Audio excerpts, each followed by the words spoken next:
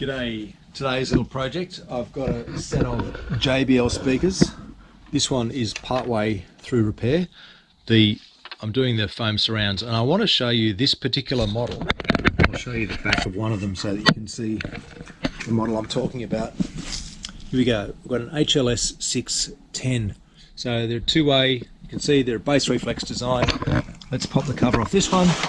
They're not considered particularly high-end speaker welder in the JBL range, but the reason I wanted to do a video is because I couldn't find one online, and the rubber surrounds of these ones, this is basically just turned into black soup.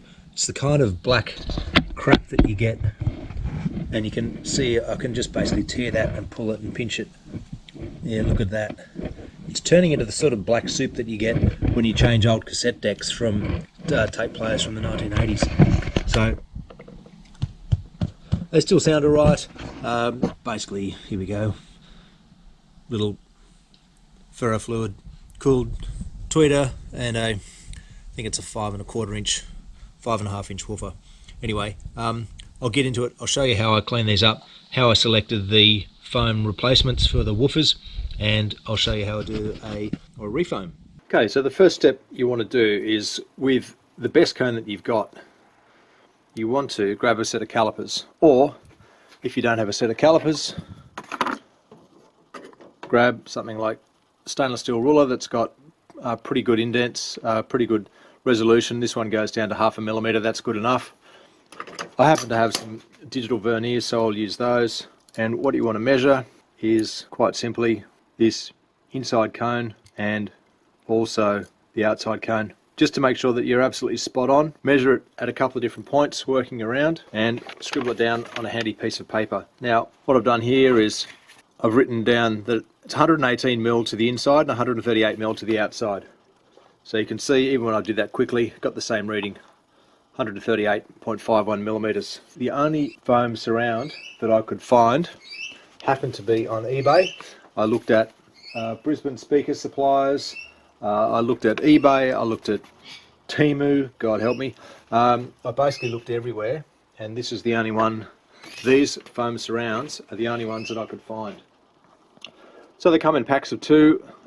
Unfortunately, this one was folded over, so I just had to rest something flat on it. This is not made of rubber, so the original ones are rubber. This is made of foam. And the other thing that I bought was, this is, what's it called? T90 Pro. Some black rubber cement for basically, this is a wide range of applications: plastic, metal, glass, TPU, rubber, silicon, polyethylene. So this is all things to all men and all women, all furries and all theys. So basically, this is what I'll be using to glue the foam on when the speaker is totally cleaned. But the first thing, and quite critical, is to make sure that you get your measurements right. You just need to find one that almost exactly, or as close as possible, matches the exact measurements that you've taken for these particular speakers. Now, before I start, I've got this happens to be an old school shirt of my kids, and I just use it just to clean, and you can see all the black marks here from taking the first speaker cone off, and this is just this horrible black, basically goop, that once it gets on your clothes you can't get it off. Once it gets on your skin, it's very difficult to get off. And basically, I've just got a flat blade screwdriver here. I'm just working around, and you want to be very careful. Take your time, lift this stuff up. And I just couldn't find a genuine JBL refoam kit for a TLS 610. Again, the reason for the video. You can just see it's just coming off like absolute black tar here.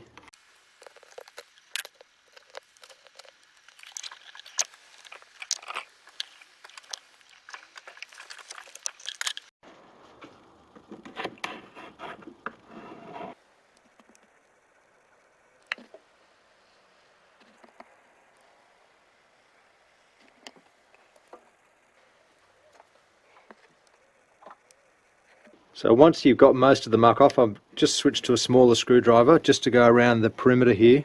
And there's also, on this particular model, around the perimeter, there's a little plastic lip that has been molded into the casing, and I'll show you how I get rid of that. I just use a chisel and chip that away with a little peening hammer or a panel pin hammer, just to clean this up as much as I can so that the foam speaker surround has as much to bite on as possible. Okay, so the next thing, once you've got most of the crap off around the perimeter of the speaker cone enclosure, you've got to use something. I'm using an old bash and grab chisel to go around and flatten this little plastic lip off. And the reason that you've got to do that is to give the edge of the foam surround that I bought something to actually grip on. And it's easier to glue onto a flat surface than onto something that's already got a little lip on it. So you can see I've got to go all the way around here and make that flush.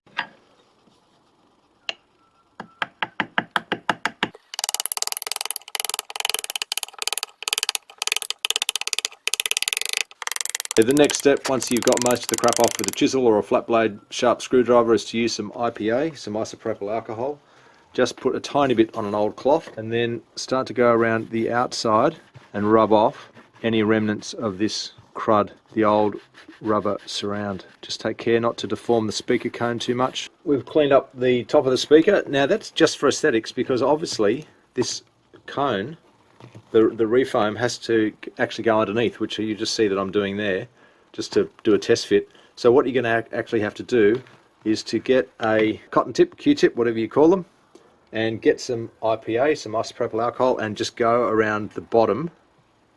You can see that I'm already pulling off some crap there.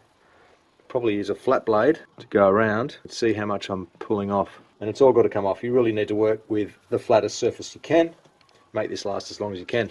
So I'm just going to dab a little bit of IPA on the end and just start working around the inside like this, and you'll see it just start to come off on the end of your Q-tip. So the next thing I'm going to do, just take out the last holding screw, get this under the basket, lift it up. Now I want to take this out so that I can check that there's not too much crap on the inside, and also give you a chance to look at the back of the speaker. So there it is, model R266GS. And now we can see the inside of the cone, and just rotate that around just to make sure that there's not any excess crud or black goop on the inside of this woofer driver. So also have a look at the basket, the spider, sorry. It's in pretty good condition. It's not up, it's not down, so it doesn't need to be adjusted. And pushing that in, I can't feel any resistance, so there's no scraping. And that is a nice solid magnet on that thing. And while we're here, have a look inside. So we've got a crossover down there. We've got no baffling on the sides or the base. Got our port there, not fluted on the inside, so it probably would chuff a little bit. And obviously we've got details, wires up to our tweeter up there. And likewise the wires I've just pulled off to the woofer, which are sized so that you can't get them wrong. Okay, just do a test fit. It's as good as I'm going to get. Okay, so it's on. I'm just going to gently use some tweezers, really gently, because I don't want to tear this. This is just cheap foam, it's not rubber. So you can see that from above, it's not too bad. What I'll do is I'll stick it to the back of the cone first, then make sure that it's centered. Then I'll stick it to the flat of the basket material. I've just lifted this up, and I've got an Allen key just perched underneath the edge of it, just to lift it off, so that when I finish the gluing, I can lift the speaker up without having to disturb the cone, because this takes a little while to dry, this rubber cement, according to the instructions here. And it means I can get my fingers underneath and press down just to make sure that the glue is properly seated. Now when you take the lid off, the applicator is actually quite nice. Look at that. Basically it's like a hypodermic needle, and then a little clearing nozzle as well. So blow that out. Now I'm just going to put down a little test patch here just to see how it comes out, as I haven't used this before. It comes out in a little black line. Very, very nice. Now you can get clear glues and you can get black glues. This is a black glue. I'm going to use a Q-tip there, so that when I stick the nozzle around the perimeter, I don't actually get any on the outside. So I'm basically just going to do this, walk it around, and I can see on the inside that the camera can't see that there is a black bead that's being put down around the circumference. Okay, pull that out. and you can see there's a tiny little bit there. I'm just going to wipe that off. It's only for aesthetics. Then I'm going to go around the outside just with my fingers and just press that down. Just going to go around the outside with my fingers just to press it down, just so that it's got good adherence. And then we play the waiting game and let it dry. Now I've just done the other one, and I've had to use my tweezers here just to pull the foam out a tiny bit, just to make sure that it is properly seated all the way around the perimeter and that it's even. Now there are a few bits of black glue. I'm just going to rub them off. This is the other speaker, by the way, obviously. And I just want to work around the perimeter, just so that I can make sure that there's good binding and a good amount of glue, because you really only get one shot at doing this. Okay, so what I need to do is I need to be able to sit this flat with some weights on it. So what I've done is I've just used my saw. I had a bit of 10mm square timber. I've just cut it and I'll glue underneath. I'm just showing you this to show you how it'll sit.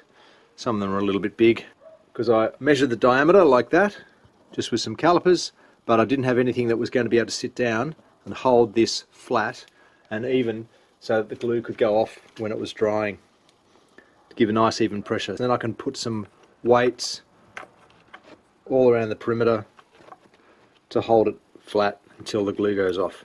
Right, I got my glue out again, and I'm just going to go around. So I've got these arranged all around the perimeter. Okay, next morning. Now I found a little microwave plate. That's perfect. And there we have it. So let's take these little bits of timber off. Absolutely perfect. Very, very happy with that. Now for speaker number 2. Okay, this is the finished product. They're looking absolutely fantastic. They need a bit of a dust off, and there is a bit of a rim mark here. It looks like a tide mark from the isopropyl alcohol on the woofer cones. Otherwise, there's our little JBL symbol there. Otherwise, these are looking great. Let's put some music through them.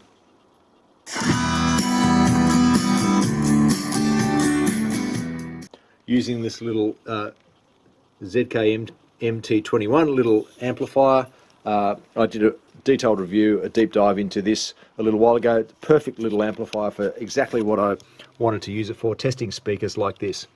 So there we go, HLS610. So if you want to do a refoam on an HLS610, this is how you do it. All up, the whole repair cost me around about 12 Australian dollars from memory. So around about $6 for the glue, and then $6 odd for the foam surround. So pretty cheap. I don't know if I'll keep these or not. They're not a, look, if I'm honest, they're not a great speaker, but they look good, they present well. But it was a very, very interesting exercise to do a refoam on these particular ones, because it was not easy to find the exact surround. Alright, thanks for watching, and as always, you don't have to subscribe to my channel, but if you can give me a like, it really helps me out. Thank you.